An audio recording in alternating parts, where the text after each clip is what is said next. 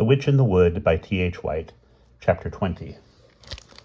There is a kind of love in cruelty, and as their mother had proceeded to comfort them as soon as she had beaten them, the Lot children were in crisis. Agravain had a sort of snigger about his beating, which bothered them, and they were forgotten again as soon as they had been hurt and comforted. They did not know where they stood. It was a state of unsafety. They reacted to this in the mysterious way children have by ignoring it altogether. Nobody could have guessed that there was a cauldron seething in each of them, for they continued to shout and fight and run over the bogs as heedlessly as ever, but peculiar chemical changes were happening secretly in their insides.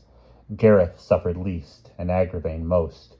A strange feature was that Pudsey saw Agravain too when he thought he was alone, pulling wings off one of the first butterflies. Although the children bawled and battled as much as ever, they began to increase their visits to Sir Torilevac. Whether this was because there is a sympathy in sorrow, or because Torilevac was one of the few people they could get companionship from, it is difficult to say. At any rate, the saint was unhappy too. "Ah, now," said the saint, "the prosperity of God on you this morning, the self-same prospect on you. Is there any news at you?" "There is not," said Gareth sadly, because he was the least hurt. He was the one who showed it most. Sir Torilevac heaved a deep sigh. "There is none at me either," he said. "Could you tell us a story?" "Them stories now, there doesn't be any good in them. What would I be wanting to tell you a story for, and me and my hearsies? 'Tis 40 years since I fought a natural battle, and not a one of me looking upon a white colleen all that time, so how would I be telling stories?" "You could tell us a story without any colleens or battles in it." "And what would be the good of that now?" exclaimed the saint indignantly. "If you were to fight a battle," said Gawain, but he left out about the ladies, "you might feel better." "My sorrow," cried Sir Torilevac. "What do I want to be a saint for at all, is my puzzle. If I could fetch one crack at somebody with my old shillelagh," here he produced a frightful-looking weapon from under his gown, "wouldn't it be better than all the saints in Ireland?" "Tell us about the shillelagh." They examined the club carefully, while His Holiness told them how a really good shillelagh should be made.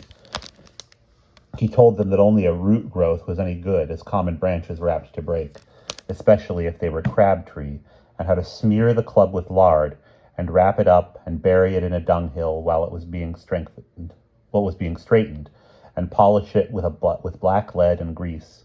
He showed the hole where the lead was poured in, and the nails to the end, and the notches near the handle, which stood for ancient scalps. Then he kissed it reverently and replaced it under his gown with a heartfelt sigh. "Tell us the story about the black arm which came down the chimney." "Ah, the heart isn't in me," said the saint. "I haven't the heart of the hare. It's bewitched, I am entirely." "I think we are bewitched too," said Gareth. "Everything seems to go wrong."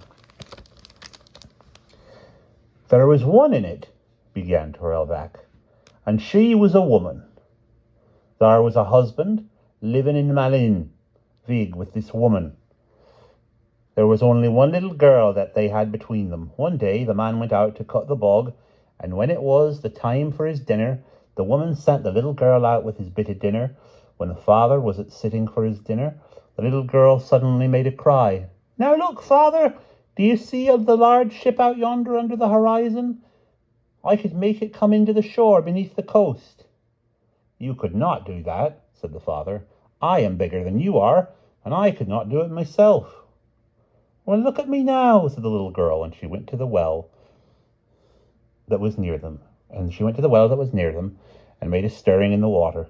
The ship came in at the coast." "She was a witch," explained Gareth. "It was the mother was the witch," said the saint, and continued with his story. "Now," says she, "I could make the ship be struck against the coast." "You could not do that," says the father. "Well, look at me now," says the little girl, and she jumped into the well. The ship was dashed against the coast and broken into 1,000 pieces. Who has taught you to do these things? Asked the father. My mother. And when you do be at working, she teaches me to do things with the tub at home.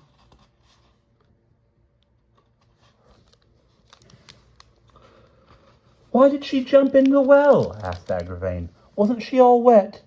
Hush. When this man got home to his wife, he sat down his turf cutter and put himself in her sitting. Then he said, What have you been teaching to the little girl?